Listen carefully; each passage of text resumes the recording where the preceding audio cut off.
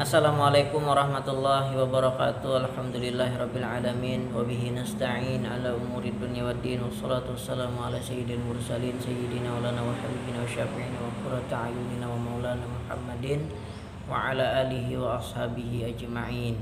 Siswa-siswi sekalian yang dirahmati oleh Allah, mari kita mengucap alhamdulillah atas segala nikmat yang Allah berikan kepada kita. Salawat dan salam kita aturkan kepada junjungan Nabi besar Muhammad sallallahu alaihi wasallam. Allahumma shalli wa sallim wa barik alaihi wa ala alihi.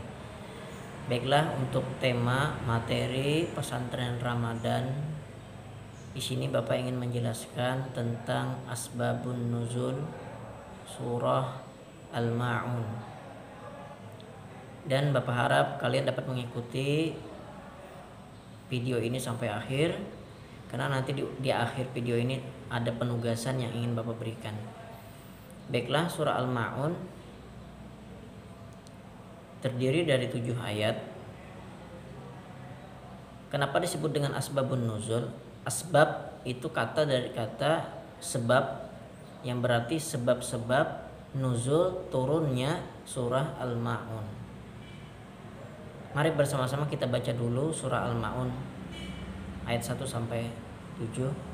A'udzu billahi minasyaitonir rajim. Bismillahirrahmanirrahim. Ara'aital ladzi yukadzibu bid-din fadzalikal ladzi yad'ul yatima wa la yahuddu 'ala ta'amil miskin. Fawailul lil musallin alladzina hum 'an salatihim sahun alladzina hum yura'una wa yamna'unal ma'un. Shadaqallahul azim. Ayat ini berbicara tentang orang yang dusta agamanya. Siapakah mereka? Mari kita baca dulu artinya. Tahukah engkau siapa itu orang yang mendustakan agama? Yaitu orang yang menelantarkan anak yatim dan menghardik anak yatim. Jadi orang yang dianggap dusta imannya, dusta sholatnya, dusta ibadahnya, yaitu orang yang tidak peduli terhadap anak yatim, apalagi yatim piatu. Itu sama halnya kepada orang-orang yang memang ekonominya rendah, ya, orang miskin, fakir miskin, dia tidak peduli. Nah, maka ini mengindikasikan, menggambarkan bahwasanya iman seseorang itu tidak benar-benar beriman, ya. Sholatnya tidak resap ke dalam hati sehingga dia tidak peduli dengan orang-orang yang kesusahan yang berada di sekitarnya.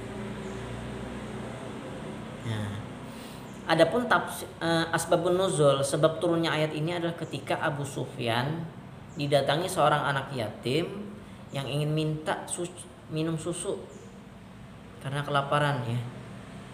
Tetapi ditolak, justru dimarahi. Nah, ya. Jadi kalau kita memang tidak bisa memberi, ya setidaknya jangan memarahi lah, jangan menghardik. Kalau kita tidak bisa memberi, setidaknya kita beri senyum aja. Kalau tidak bisa memberi, jangan memaki. Nah, dengan sebab itulah turun ayat ini. Kemudian ayat selanjutnya itu ayat 4 sampai 7 itu menjelaskan tentang orang-orang yang lalai terhadap sholat, ya. Yang mana ketika dia sholat, pikirannya lalai, enggak fokus ke dalam sholatnya.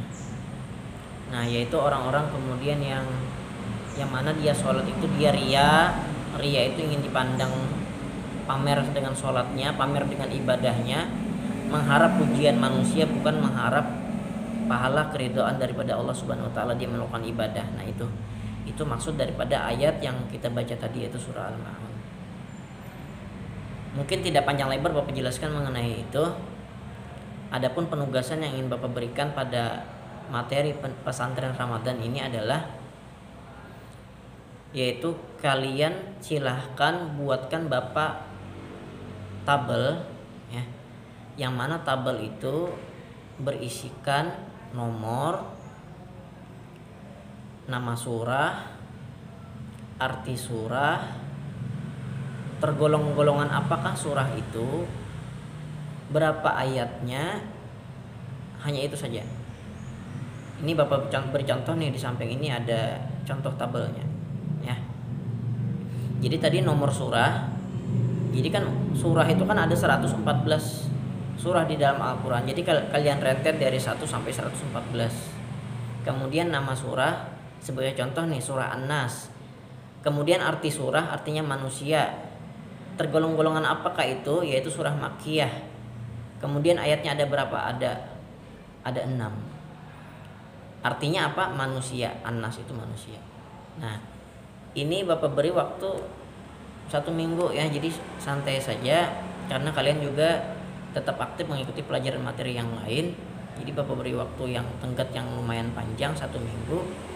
Insya Allah nanti minggu depan akan diberikan materi yang lain insya Allah. Terima kasih atas perhatian siswa-siswi sekalian. Semoga Allah merahmati kita semua dan ibadah kita diterima oleh Allah Subhanahu wa taala. Akhir kata, wassalamualaikum warahmatullahi wabarakatuh.